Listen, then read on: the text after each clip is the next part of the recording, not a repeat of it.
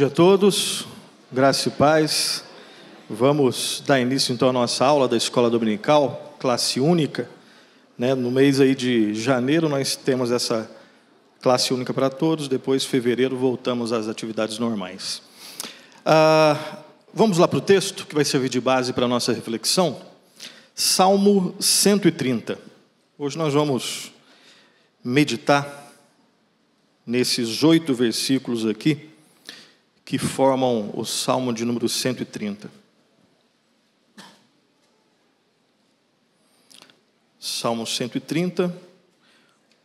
Reverendo Orival, no culto das 8, quem esteve aqui, ele falou sobre a questão do pecado, a luta contra o pecado, enfim. O texto também trata sobre essa questão. Salmo de número 130. Vamos ler todos juntos? Todos juntos, vamos lá? Das profundezas clamo a ti, Senhor.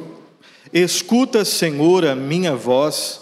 Estejam alertas os teus ouvidos às minhas súplicas. Se observares, Senhor, iniquidades, quem, Senhor, subsistirá? Contigo, porém, está o perdão para que te temam. Aguardo o Senhor, a minha alma o aguarda, eu espero na sua palavra. A minha alma anseia pelo Senhor, mais do que os guardas pelo romper da manhã. Mais do que os guardas pelo romper da manhã, espere Israel no Senhor. Pois no Senhor há misericórdia, nele copiosa redenção.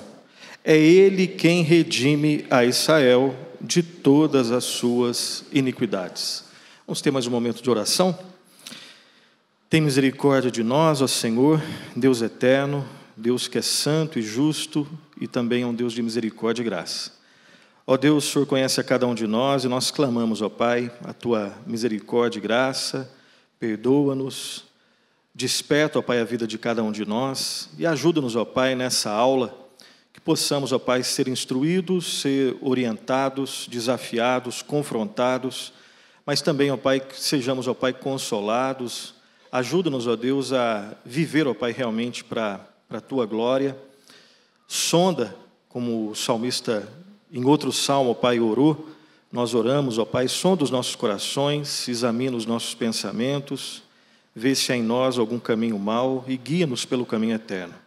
Ó Deus, livra-nos de qualquer desatenção, cansaço, e que essa aula, ó Pai, seja para a Tua glória e para a nossa transformação. Em nome de Jesus, amém. Amém. Meus irmãos, Salmo 130, então, nós vamos meditar nesses 8 versículos aqui. Eu quero começar com uma nota histórica aqui desse Salmo, na verdade, com uma nota histórica dos efeitos desse Salmo. O Salmo 130, por exemplo, ele era o Salmo preferido de alguns personagens importantes da história. Vou citar alguns aqui, por exemplo, Agostinho de Hipona, aquele irmão nosso, lá do século V, século IV, século V, melhor, século V, século VI. Ele nasceu em 400 de alguma coisa, morreu em 500 de alguma coisa. O salmo preferido de Agostinho era o Salmo 130. Outros personagens importantes da história da igreja que também tinham uma preferência especial pelo Salmo 130, além de Agostinho, por exemplo, Lutero. Lutero até dizia, mais ou menos, que o Salmo 130 era um salmo paulino. Como assim, O apóstolo Paulo está lá no Novo Testamento. É porque, como Paulo, ele deixava muito claro nas suas 13 cartas que a salvação, entre outros temas, mas principalmente, o apóstolo Paulo deixava muito claro nos seus escritos que depois que o pecado entrou no ser humano, o ser humano não está doente, ele é mais do que isso, o ser humano está morto. E o morto não pode cooperar para a sua salvação. E embora existam linhas teológicas, de irmãos sinceros que afirmem isso, que o homem ele não está tão morto assim. Ele pode cooperar um pouquinho. Paulo não acreditava em nada disso. O ser humano está morto.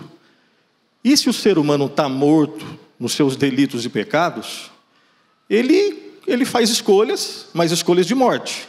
Uma coisa que nós não podíamos fazer, ninguém pode fazer depois do pecado, é escolher vida. Se você se arrependeu um dia e creu em Cristo, você não conseguiu fazer isso sozinho, foi você que fez. Mas você não fez sozinho, você fez só porque a graça de Deus te alcançou, né? Então, como Paulo deixava essas coisas muito claras, né? O estado de morte espiritual do ser humano depois do pecado. E a necessidade urgente da graça, da misericórdia, ou seja, a salvação, aí daí que vem, né? A salvação é pela graça, mediante a fé em quem? Em Cristo Jesus. Então, como Paulo tinha isso muito claro nos seus escritos, esse Salmo 130 também deixa essas coisas razoavelmente claras. Aí por isso que Lutero, ele dizia que o Salmo 130 é um salmo, obviamente isso aqui é poeticamente, é um salmo paulino. Além de Agostinho, Lutero, Calvino também tinha uma preferência pelo Salmo 130. E um outro personagem muito importante na história da igreja, John Owen, né, uma das mentes mais brilhantes do movimento puritano, que é interessante a gente conhecer, né, o puritanismo inglês. Ele era da Universidade de Oxford, enfim. Um dos maiores escritores protestantes ali da era moderna, ele também tinha uma preferência muito grande pelo Salmo 130. Depois dessas curiosidades, quero fazer algumas perguntas aqui. Quando você peca, depois que você pecou e tem consciência de que você pecou, o que você faz? Essa é uma pergunta, né? Existem algumas opções, não estou falando que elas são certas, mas depois que a gente peca, depois que a gente cai, você pode falar que você não pecou. Não deve fazer isso. Mas às vezes, né, em teologia a gente chama isso de processo de auto-engano. É quando você faz uma coisa, mas diz que não fez.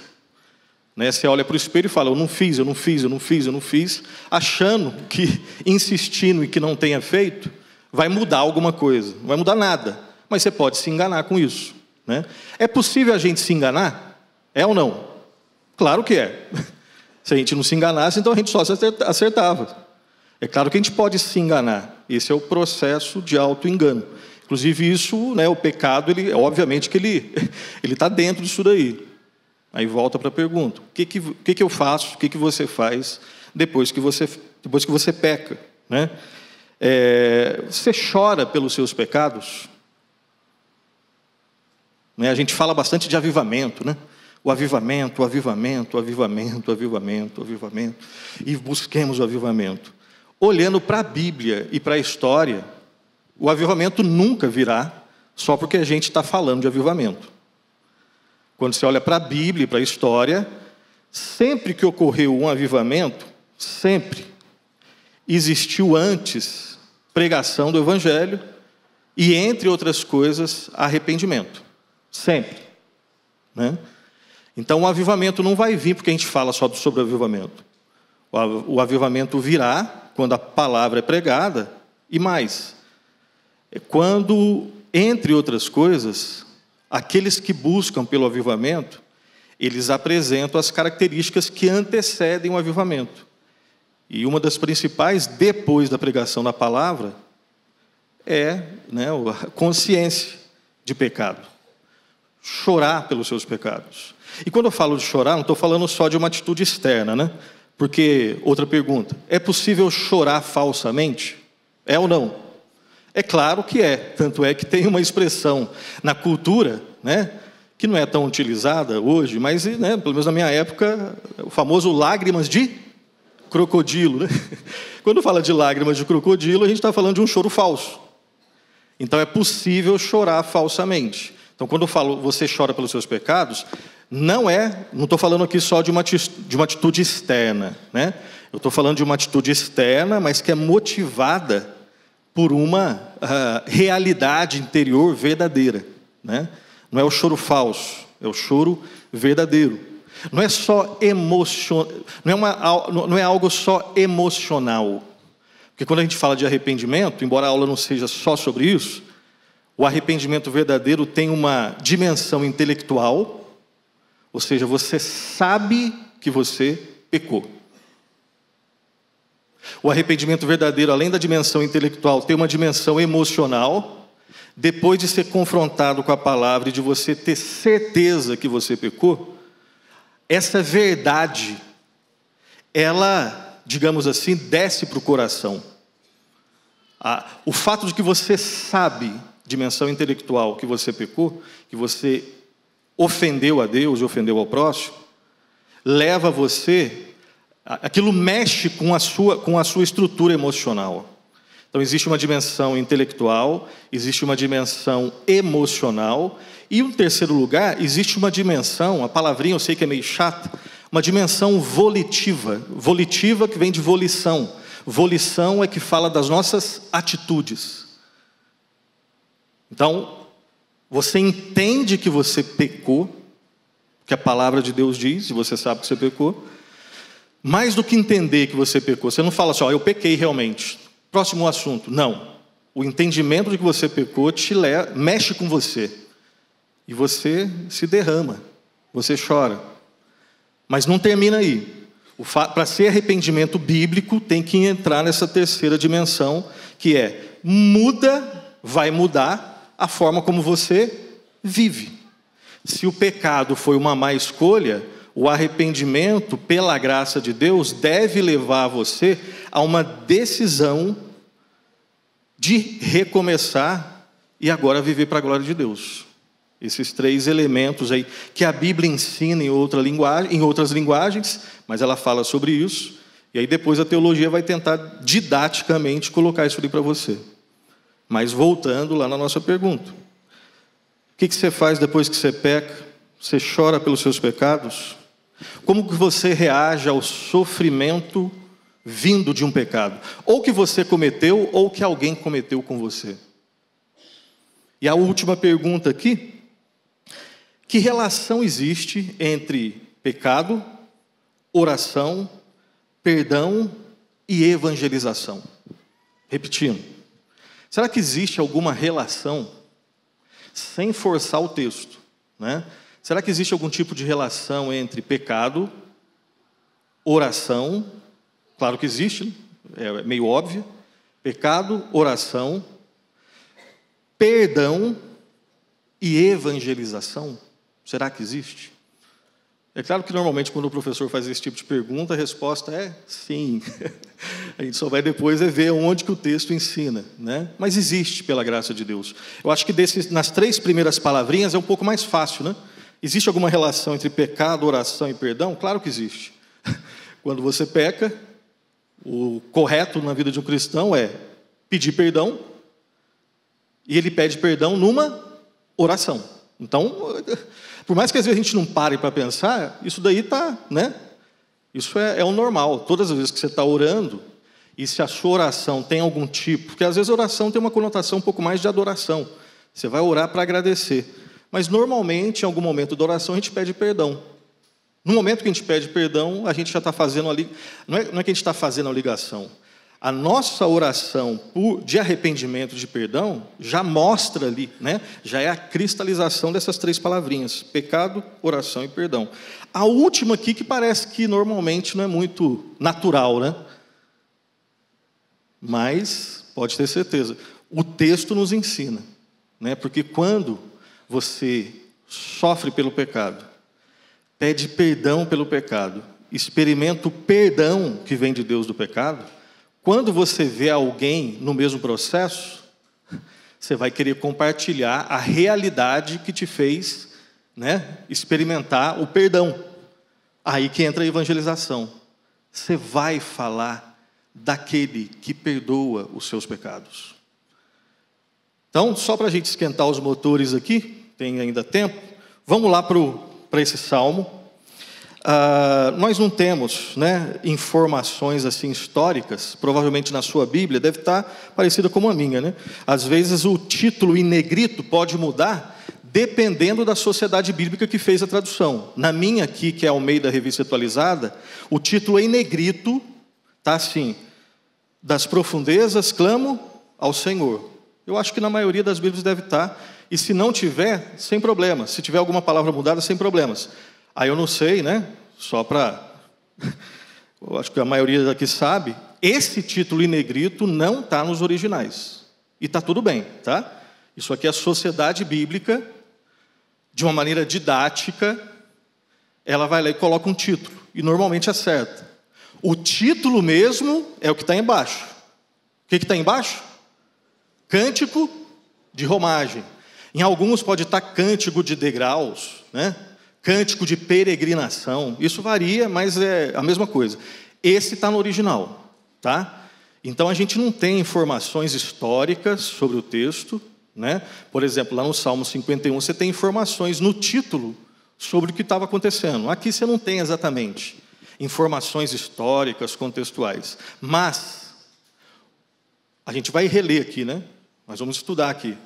Olhando para as palavras utilizadas pelo salmista, a gente tem uma noção do que ele estava passando, tá? A gente não tem informação histórica, mas a gente tem informação que alguns chamam de né, o contexto existencial. O que estava passando na vida do salmista para ele se derramar desse jeito aqui, para ele utilizar essas palavras que ele utilizou, tá? Então isso é importante a gente lembrar. E a última informação aqui, você tem 8 versículos. Então, para aqueles que de repente gostam de anotar, né, de fazer um mapa mental aí, dá para você dividir esse salmo. Uma das possibilidades é dividir em 4 partes, tá? Então, a primeira parte, versículo 1 e 2, nós vamos ver. Já vou até falar uma possibilidade de título, tá? A primeira parte aqui é o clamor do salmista, versículos 1 e 2. A segunda parte, versículos 3 e 4, é a argumentação do salmista. Terceira parte, versículos 5 e 6, e aí tem uma certa discussão, até onde vai o 6, tá? Porque eu prefiro dividir assim, o versículo 5, versículo 6, só que até a penúltima parte, eu não sei na sua Bíblia, 2 vezes, ou melhor, isso com certeza está na sua Bíblia, 2 vezes no versículo 6 aparece uma expressão, qual que é? Mais do que os guardas pelo romper da manhã. Aí depois aparece de novo, né? Mais do que os guardas pelo romper da manhã. Então, a terceira parte, que é a espera do salmista, ela pode ser dividida no 5 e o 6 completo, mas ela pode ser dividida, eu prefiro essa daqui, os 5 e os 6, até a primeira vez que ele fala mais do que os guardas pelo romper da manhã. Porque a segunda já vai estar na ideia da última parte. A quarta parte, que é o versículo 6, a parte C, aí o versículo 7 e 8, que é a mensagem do salmista. Tá? Então, dividindo, se a gente pudesse colocar um esqueminha aqui, um esqueleto, para depois encher de informações, seria assim. 4 partes, o clamor do salmista, 1 e 2, a argumentação do salmista, 3 e 4, a espera do salmista, 5 e 6, ou até o final, ou até a penúltima parte, e a mensagem do salmista. Dito isso, vamos lá, vamos entender, perceber aqui o peso dessas palavras, e reflita aí com você, como que essas verdades fortalecem a minha fé, mostram quem nós somos, mostram quem Deus é, na nossa luta contra o pecado todos os dias, tá? Então, primeiro o clamor do salmista, vamos ler de novo, versículos 1 e 2, vamos lá? Das profundezas, clamo a ti, Senhor, escuta, Senhor, a minha voz, estejam alertas os teus ouvidos às minhas súplicas. Basicamente, esse é o pedido, a súplica, né? A oração do salmista. Ele está pedindo por isso daqui. A gente não sabe exatamente. Por que a gente não sabe exatamente? Porque não tem um contexto ali, né? Não está explícito. Mas provavelmente ele deve ter pecado. Ou certamente ele deve ter pecado. Ele caiu em algum pecado. A gente não sabe qual, mas ele pecou. E consciente de que ele pecou, a primeira coisa que ele fala é essa daqui. Ele não está o clamor dele não é um clamor superficial. Tem uma expressão aqui que, né, dá um tom assim bem, bem pesado. É a primeira expressão, das profundezas. Ou seja, do mais profundo do seu ser. Não é, como a gente diz, da boca para fora. Ele não está cumprindo só um rito, não. Todo mundo que está na igreja há algum tempo já deve ter passado por aquela experiência, né? Você está na igreja, você é meio tímido, naquele dia você não está muito bem, e aí, aqui em Pinheiros, pelo menos nessa classe aqui não ocorre muito, né? Se vocês quiserem eu posso fazer, mas normalmente não acontece muito aqui. São em classes menores que acontece. É quando o pastor fala assim, nós vamos orar, e eu gostaria de pedir para o irmão orar. Deixa eu ver quem. Aí todo mundo dá aquela escondidinha, né? E justamente o pastor escolhe você. E às vezes, assim, lá no fundo, dificilmente acontece. É só se a pessoa tiver muita coragem para falar assim, não estou bem e não quero orar. Até porque se você está mais envergonhado, você não está bem, você falar uma coisa dessa e continuar ali na sala vai ser mais complicado, né? Então você escolhe qual tipo de constrangimento que você quer passar. Ou de levantar e falar assim, não, pastor, não me escolhe. Ou então de orar mesmo assim. Normalmente a gente ora mesmo assim. E às vezes, nessa situação, você pode orar das profundezas também. Mas às vezes você cumpre o proforme ali e vai. Aí você sai envergonhado. E Deus trabalha, né? Aí você pede perdão, enfim. Claro que isso só aconteceu comigo, com nenhum de vocês, né? Nenhum de vocês. Mas o salmista não. Ele não tá, o texto não fala se ele estava publicamente, né? Mas partindo do princípio, né, que guiado pelo Espírito Santo, ele está registrando o seu clamor, que depois vai ser palavra de Deus, não era algo definitivamente superficial. Ele clama do mais profundo do seu ser. É do fundo da minha alma, lá do coração, né?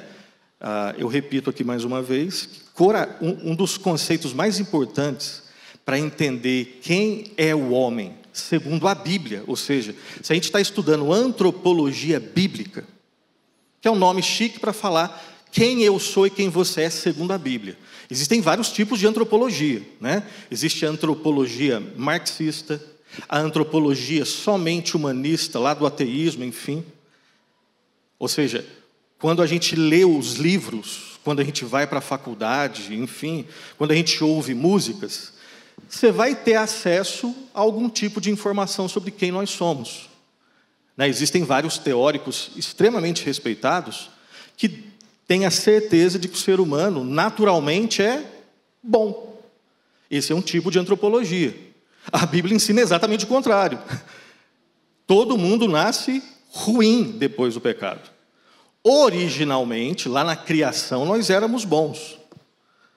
Mas depois do pecado, todo mundo não nasce bom, nasce inimigo de Deus. Então ele tem a certeza, fechando parênteses e olhando para cá, das profundezas clamo a ti. Eu estava falando do coração, né? Para entender quem nós somos, a gente tem que entender o coração. E coração na Bíblia é aquilo que existe de mais profundo no ser humano. O pecado é tão profundo que atingiu o nosso coração. Graças a Deus que a redenção também é profunda, muito mais profunda, que ela também restaura, regenera, essa expressão, ou seja, ela muda a natureza do nosso coração também.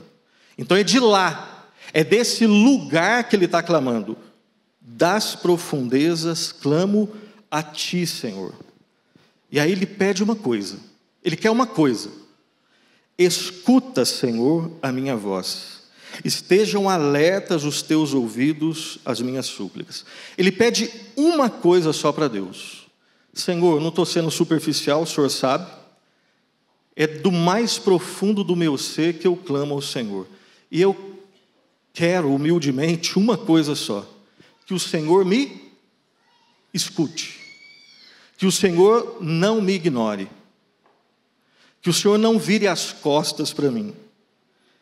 A gente não sabe exatamente o tipo de pecado que ele cometeu, mas ele tinha certeza. Para clamar desse jeito, com essa humildade, você percebe aqui que aquelas teologias falsas, né, que a gente percebe em alguns livros, e principalmente quando a gente liga a televisão, né, onde você vê pastores, exigindo de Deus coisas, ela não encontra base em nenhuma página da Escritura. Na verdade, é exatamente o contrário. Só um louco, só uma louca, que não sabe quem é e que não sabe quem é Deus, percebe isso aqui? É só quando a gente é louco, para não falar outra coisa, ou outras coisas. Quando a gente não sabe quem nós somos, e a gente não sabe a quem nós estamos clamando, a Deus, que a gente fala: Senhor, eu exijo, eu sou cabeça e não sou cauda, né? Eu exijo do Senhor isso. O Senhor prometeu, e eu quero agora. É só um louco, antibíblico, que segue uma teologia demoníaca para falar um negócio desse. Porque quando a ficha cai sobre quem nós somos e sobre quem Deus é, a única atitude que sobra é essa daqui: das profundezas clamo a ti, Senhor. Por favor, escuta a minha oração. Eu não tenho nada para dar. A gente vai entrando já no segundo ponto. Ele não tinha nada para dar para Deus. Ele não tinha nada para oferecer para Deus. Ele contava com a misericórdia de Deus para absolutamente tudo. Então, primeiro ponto, o clamor do salmista. Tranquilo aqui? Ok? Segundo ponto, a argumentação do salmista. Vamos ler de novo o 3 e o 4, vamos lá? Vocês, vão lá. Se observares, Senhor, iniquidades, quem, Senhor, subsistirá? Contigo, porém, está o perdão para que te temam. Então, depois de ser radicalmente sincero, clamando do mais profundo do seu ser e pedindo uma coisa para Deus: Senhor, me escuta. É como se Deus, falasse: ok, fale. E aí ele fala. É isso aqui que ele quer. Ele tem primeiro que essa coisa, Ô Nilson, será que você não errou nesse segundo ponto, não? Porque o primeiro, o clamor do salmista. O segundo, a argumentação. Quem é você, quem somos nós para argumentarmos com Deus? Aí vamos tentar entender isso daqui. Primeiro que a expressão argumentação, ela pode ser entendida de diversas formas. Você pode entender a argumentação como sendo discutindo com alguém ou argumentando com alguém em pé de igualdade, como se estivesse debatendo com Deus. Não é isso. Definitivamente não é isso. Só argumenta, no sentido bíblico, quem tem interesse de relacionamento. Repito. Só argumenta, no sentido bíblico, quem tem interesse no relacionamento. Por exemplo, se você é pai, ou se não for pai, lembra quando você falava com o seu pai, ou com o seu padrasto, enfim. Às vezes o seu pai fala uma coisa para você, e aí você faz, mas você fez só da boca para fora, por dentro você não quer fazer de jeito nenhum. Quando você tem interesse no que está envolvido, o que você faz? E a ideia é que você faça com amor, com respeito, observando o tipo de relacionamento. Se eu estou falando com meu pai é de um jeito, estou falando com o professor é de outro jeito, estou falando com meu irmão, irmão de sangue, não é que você vai, mas você fala com respeito também. Mas a ideia é a seguinte: eu só argumento quando eu tenho interesse. Quando aquilo que está entre eu e a outra pessoa é importante para mim. Quando não é, ou eu discordo, falo assim: não vou fazer, ou então você fala: tá bom, eu faço, mas só falo. Você não tem envolvimento com aquilo. Agora, quando alguém chega para você, fala alguma coisa, você sabe que aquilo que foi falado é importante. Mesmo que, se você está concordando ou discordando, você vai falar assim: explica de novo. Como assim?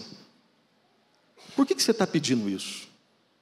Você pode me ajudar no processo? Não é que você está questionando, duvidando da pessoa.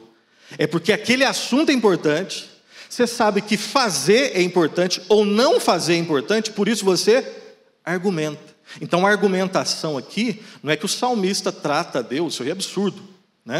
Para quem classificou há alguns minutos atrás a teologia da prosperidade como demoníaca, diabólica, é claro que eu não posso defender aqui para vocês que o salmista está em pé de igualdade com Deus. Não. Só que ele argumenta com Deus. E o argumento está aqui. Ele demonstra, ele sabe que a vida dele depende disso. Ele conhece a palavra de Deus. Ele sabe que está diante de um Deus que é santo e justo, tão puro de olhos que não pode nem contemplar o mal, mas ao mesmo tempo é um Deus perdoador. É um Deus misericordioso e gracioso. Qual que é o argumento que ele usa, né? O salmista dá 2 motivos aqui para que Deus possa perdoá-lo. Primeiro motivo, versículo 3. Se observares, Senhor, iniquidades, quem, Senhor, subsistirá?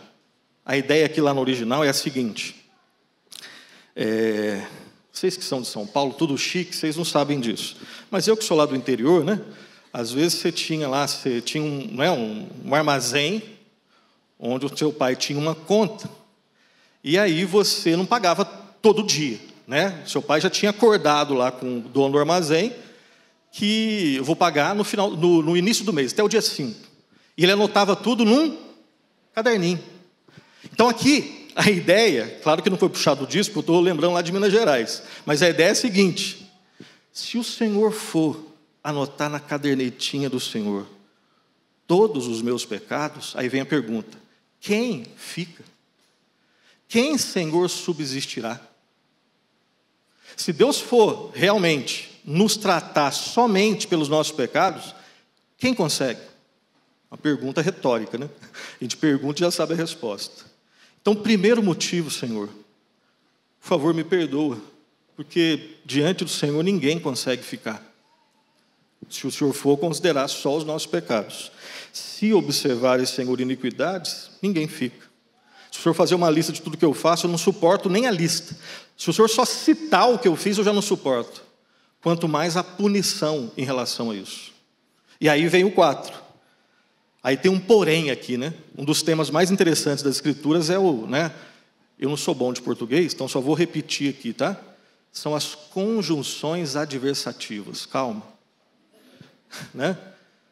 São os famosos mas, entretanto, todavia, porém, não obstante. Graças a Deus que tem na Bíblia um mas. Porque se não tivesse um mas, um entretanto, todavia, né? Quem é você? Quem sou eu? O Nilson é muitas vezes hipócrita, pecador, peca todos os dias. E se você continuar a lista, ela termina na onde? No inferno. Se você continuar essa lista, ela termina na onde? No inferno. O inferno é o lugar de uma vida sem arrependimento e que não crê em Cristo. Ainda bem que ainda bem que a Bíblia não usa essas palavras, né? Uma conjunção adversativa. Ainda bem que tem um mas, pela misericórdia de Deus, pela graça de Deus em Cristo Jesus, existe redenção. Porque se não tivesse o mas, entretanto, todavia, e aqui aí tem um porém, né? Contudo, contigo, porém, está, para que te temam.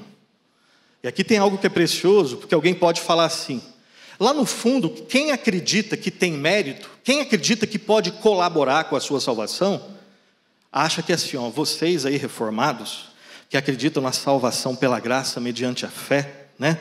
Que acredita que realmente Deus nos salva e nunca vai nos abandonar, isso é licença para pecar. Bom, só na sua cabeça, porque na Bíblia você não tem isso. Olha só, ele tem consciência de pecado, ele sabe que se o Senhor for observar iniquidades, quem subsiste? Ninguém. Aí ele fala assim, porém, mas, contigo está o perdão. Para quê? Para que a gente saiba, bom, se eu pecar e pedir perdão, Deus vai me perdoar, então eu vou zoar, eu vou viver a vida louca. É assim que o texto está dizendo? Não. Contigo, porém, está o perdão para que te temam. O crente verdadeiro pensa assim. O crente verdadeiro ainda peca, isso é uma verdade.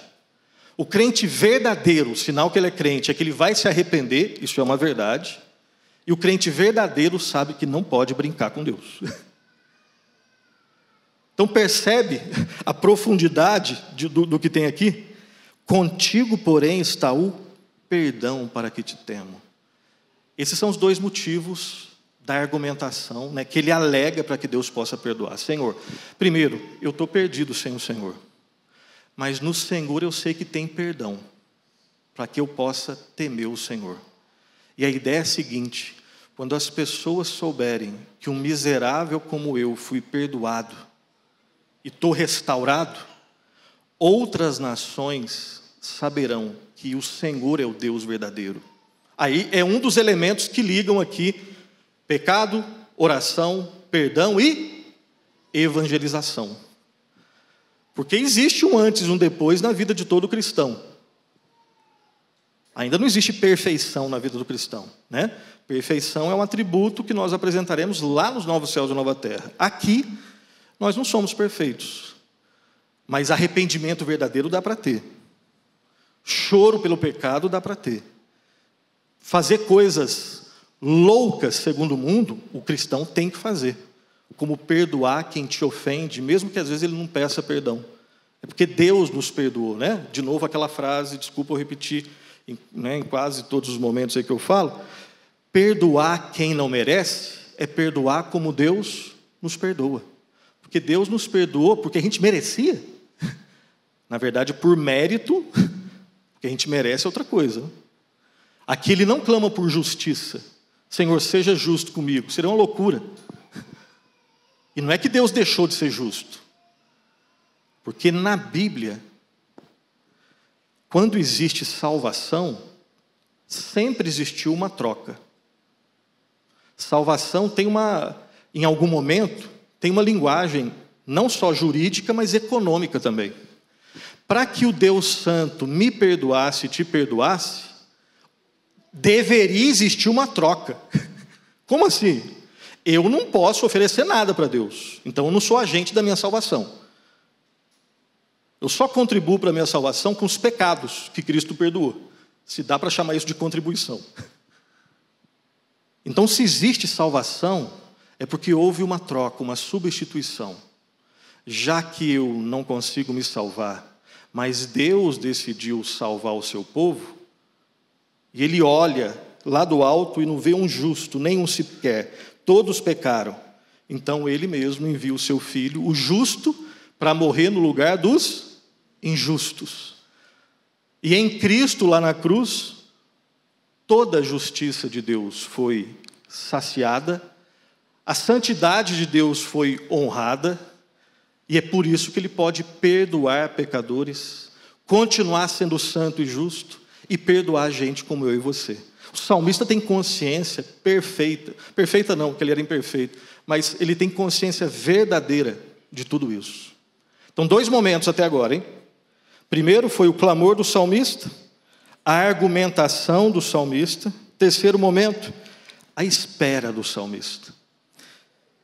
E é gostoso esperar, né? Hã? Não, claro que não. Quem gosta realmente de esperar? Né? Esperar não é gostoso. Nós somos imediatistas. E nem estou falando que o fato de que a gente não gosta de esperar está certo. Só estou reconhecendo um fato. Eu não gosto de esperar e você também não gosta de esperar.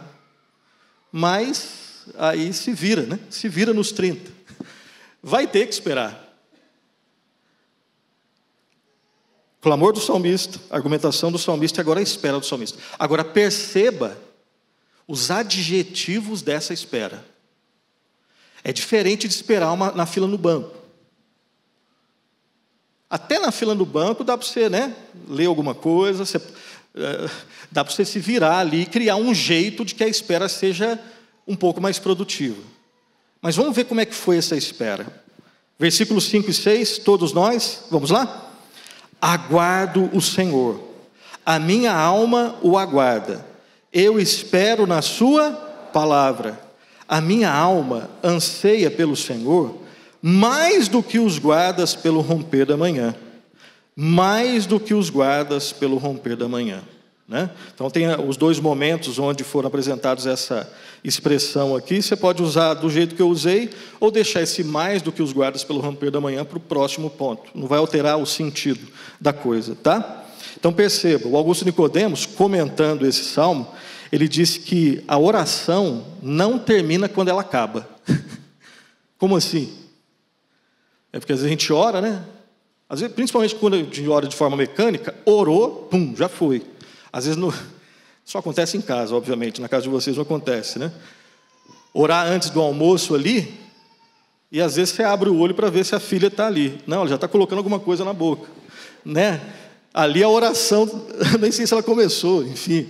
E quando a gente era criança, tinha isso, e é só com criança que acontece isso, né? Com a gente adulto não acontece. As nossas orações, eles são todas, né, focadas das profundezas, né, das mais sinceras. Aí não é nem sempre assim. Mas voltando para a frase, a oração não termina quando ela acaba, nesse aspecto aqui. Porque ele orou, ele clamou, só que agora tem o momento da espera. E aí é Deus que é o dono do tempo. Agora não é qualquer espera. Olha só as palavras que ele utiliza aqui, ó. Aguardo o Senhor. A minha alma o aguarda. A ideia aqui da alma é parecida com a ideia do coração e das profundezas, tá? De novo, alma, a expressão alma pode ser entendida de diversas formas também. Basicamente duas, né? Ou é a parte imaterial da nossa constituição.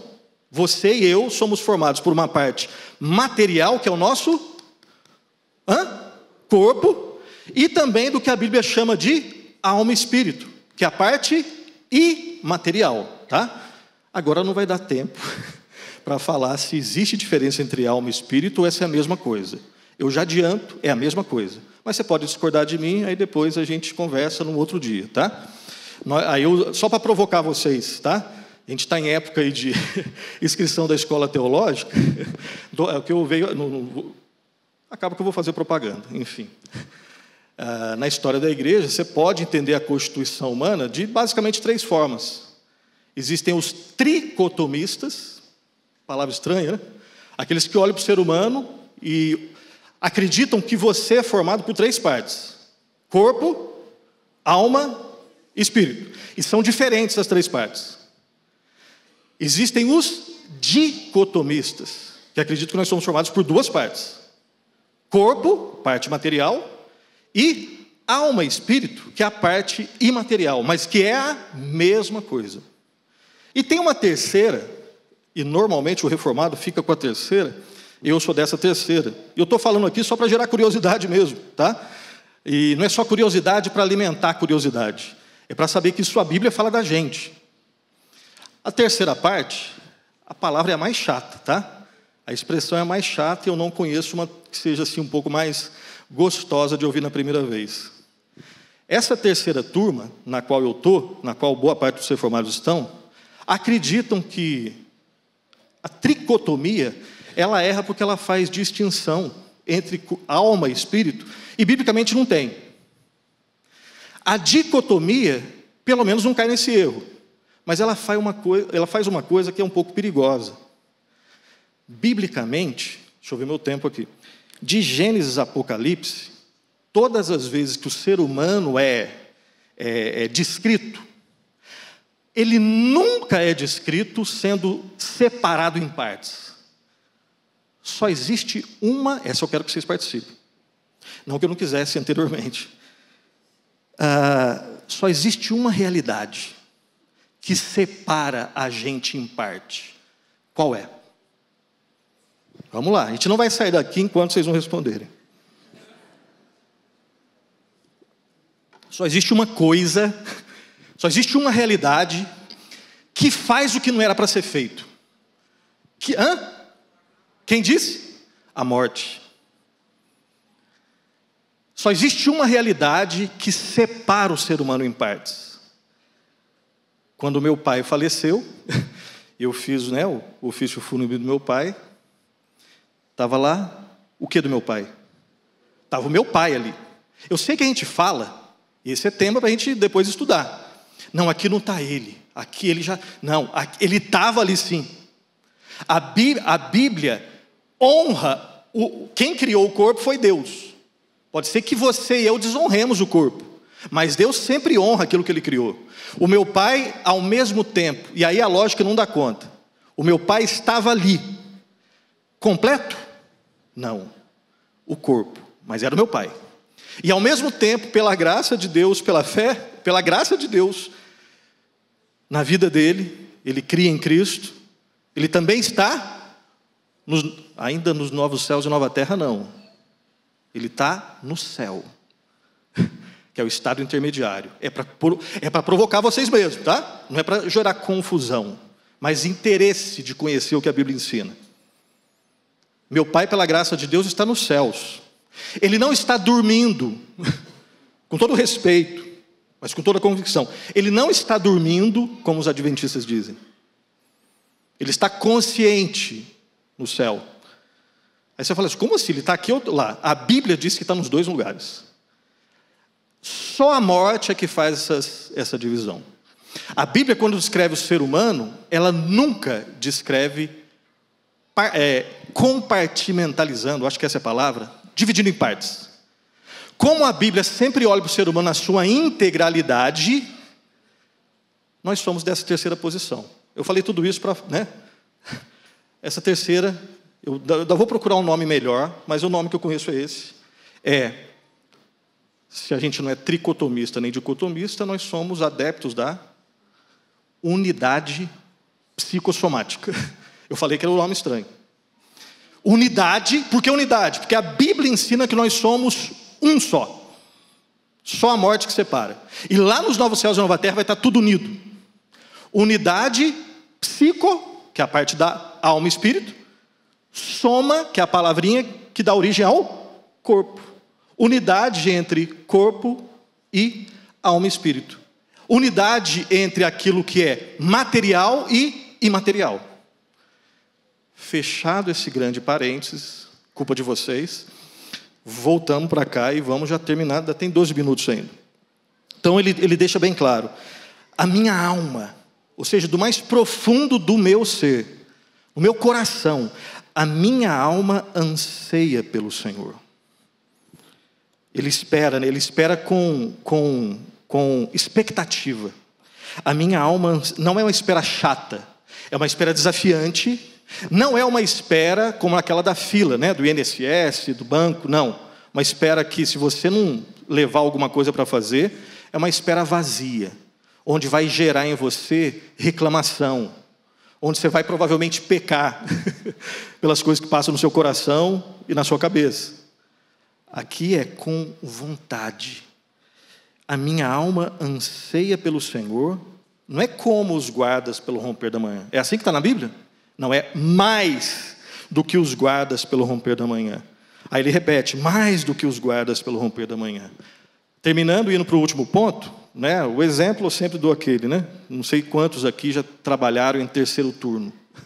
Se você já trabalhou em terceiro turno, em alguma fábrica, enfim, você sabe um pouquinho do gosto disso daqui, de esperar vir a madrugada, né? Eu trabalhei lá uns 3, 4 meses numa empresa, quando eu estava em Minas, e durante esses meses eu trabalhei no terceiro turno. Eu entrava às 9h30 e saía às 6h30, algo mais ou menos assim. Era gostoso, porque tinha um adicional noturno. Era gostoso, estou confessando pecado, tá? Que o chefe não estava tão perto. Era gostoso, no meu caso, porque eu poderia fazer o que eu tinha que fazer, sem nenhum tipo de risco, mas ouvindo música, e eu trabalho melhor ouvindo música, pelo menos assim, trabalho monótono, ouvindo música, aí vai com tudo. Por exemplo, não dá para fazer estudo bíblico ouvindo música, pelo menos no meu caso, mas fazer serviço mecânico ouvindo música, aí eu vou produzir muito. Então, eu trabalhei durante um tempo. E aí, 9h30, eu, por exemplo, não sou de dormir muito, à noite, imagina só de dia. Então, dormia pouco. E quando dava ali umas 3 ou 4 da manhã, 3, você estava assim, bem, né, jogando água no rosto. Quando dava ali umas 4h30, 5 da manhã, aí dava para ver que a coisa estava mudando. Eu sabia que o sol estava chegando, eu sabia que eu ia embora. Então, era isso que eu queria, com essa expectativa. Guardado o que deve ser guardado desse meu exemplo, né? Aí você volta para o texto. A minha alma anseia pelo Senhor. Muito mais do que os guardas pelo romper da manhã. Ou seja, não é uma espera improdutiva. É uma espera que inclusive vai mostrando quem eu sou, quem Deus é. É uma espera que eu estou esperando, olha só, ali eu estava esperando para ir para casa. Aqui é uma espera para ter a resposta de Deus sobre aquilo que vai mudar a minha vida. É completamente diferente. A argumentação do salmista, perdão, eu errei, me ajuda a lembrar aí. O clamor do salmista, a argumentação do salmista, terceiro, a espera do salmista. Ele espera na palavra de Deus. A minha alma anseia pelo Senhor. Na verdade, eu pulei algum versículo aqui? Não, né? Pulei? Ok. É porque eu acho que tem uma coisa aqui que era importante. Aqui. Olha aqui, ó. Eu pulei sim. Qual versículo que eu pulei? O 5. Quem que foi a corajosa de falar? Parabéns. Claro que eu pulei o 5, gente. Me ajuda aí. Aguardo o Senhor. Eu já sei, é que vocês querem que passe rápido, por isso vocês não toparam, né? Brincadeira, já está terminando já, 8 minutos. 7 minutos e pouco. Aguardo o Senhor. A minha alma o aguarda. A alma já falei, então não precisa repetir. Eu espero na sua palavra. Ou seja, eu espero sendo alimentado pela palavra de Deus. Esse é o ponto que eu sabia que eu estava esquecendo. E o último ponto, a mensagem, ou então a pregação do salmista. A ideia é que ele experimentou o perdão, que ele tanto anelava, que ele tanto desejava, e agora, cheio né, daquela alegria, ele vai compartilhar com alguém. É por isso que ele repete, né? Mais do que assim como eu esperei mais do que os guardas pelo romper da manhã, finalzinho do versículo 6, mais do que os guardas pelo romper da manhã, todos juntos, vamos lá? Espere Israel no Senhor, pois no Senhor há misericórdia, nele é Ele quem redime a Israel de todas as suas iniquidades. Aí sai só da experiência dele, aí vem a missão, aí vem a evangelização, não fica só com ele. A ideia é a seguinte, lembra daquela mulher samaritana? Enquanto ela conhecia Cristo de ouvir falar, já era maravilhoso, mas tinha limites ainda. Agora quando ela bebe da água da vida, o que ela faz? Ela deixa o cântaro ali e sai correndo para falar de quem? De Cristo. A ideia é que quando a Bíblia é só um livro que eu respeito, eu já li a Bíblia e já li livros que elogiam a Bíblia. Eu sou crente, eu nunca vou ter coragem para falar mal de Deus, enfim, né, pelo menos publicamente, lá no meu coração. Mas enquanto eu só respeitar Cristo, um grande homem, um grande exemplo, né, um grande líder, enquanto for só isso, é óbvio que eu não vou evangelizar. Como que eu falo empolgado daquilo que eu não estou empolgado? Aí você pode usar os exemplos que você quiser, né? Aquilo que realmente, né, você gosta de falar, é aquilo que você está cheio. Se eu não estou cheio nem da palavra, nem de Deus, é claro que isso não vai transbordar. Aquela mulher não se conteve, a mulher samaritana, porque a água da vida estava transbordando, ela sai correndo para testemunhar de Cristo. Esse homem agora que foi perdoado, ele fala isso daqui, ó, ele esperou, mais do que os guardas pelo romper da manhã. Aí ele vem, estou olhando aqui, tá, mais do que os guardas pelo romper da manhã, o que Israel deveria fazer? Espere Israel no Senhor. Por quê? Por quê? Pois no Senhor há o que a gente precisa. Ele precisava de misericórdia e Israel precisava de misericórdia.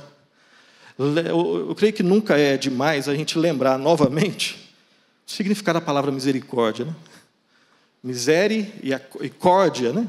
De miséria e de coração. Então, quando eu clamo por misericórdia a Deus, eu estou pedindo para que o coração de Deus se volte em compaixão para um miserável como eu. Misericórdia é isso. É Deus não dar aquilo que eu mereço. Eu mereço. Se a questão é mérito, o que eu mereço, por eu não ter mérito nenhum, o que eu mereço é a condenação. Isso aqui não é ser exagero. Isso aqui não é um momento Paulo Júnior, nada disso. Isso aqui é Bíblia. Só para descontrair. Né? Eu vou treinar nos momentos do Arival para a gente rir um pouco, mas vai. Se for por mérito, por eu não ter mérito nenhum, o que eu mereço é ser condenado. De tudo que eu já pensei, desejei e fiz, que você também, então, o que eu peço é misericórdia, o coração de Deus voltado em compaixão para a minha miséria. Não me dê o que eu mereço. E aí ele experimentou isso, por isso ele promete o que a Bíblia promete. Em Deus há misericórdia. Ele continua, nele, copiosa redenção. A ideia do copiosa aqui não é uma palavra que a gente usa no dia a dia, né? Abundante redenção. Redenção é a ideia de você ser liberto de um senhor que te escraviza para ser agora preso num senhor que te liberta. Dá para entender? Ser liberto de um senhor que te escraviza, que é o pecado, para ser agora preso à realidade mais libertadora que existe, que é conhecer Jesus Cristo. Porque você sempre serve a alguém. Não vai dar tempo de falar sobre isso, mas todos nós sempre servimos a alguém. Se você diz, mentira, não concordo com você, eu não sirvo a ninguém. Essa é a prova de que você serve ao pecado. Porque nós fomos feitos para servir a Deus. O pecado nos enganou, dizendo, foge de Deus para você ter liberdade. Pula a cerca, dentro da cerca de Deus, você vai ter essa opressão aí. Quer experimentar liberdade? Pula a cerca. Aí você pulou a cerca e morreu. A gente sempre serve. Ou a Deus, ou ao diabo, ao pecado, que basicamente é a mesma coisa. Ele experimentou essa liberdade. No Senhor existe abundante redenção. E aí ele termina, é Ele quem redime, ideia de redenção de novo, é Ele quem liberta, Ele quem salva a Israel de todas as suas iniquidades. Volto para o início. O problema é que ele havia caído numa iniquidade. Ele confessou a sua iniquidade. Ele argumentou biblicamente, sabendo quem ele era e quem Deus é. Ele experimentou o perdão e agora ele compartilha a mensagem de perdão.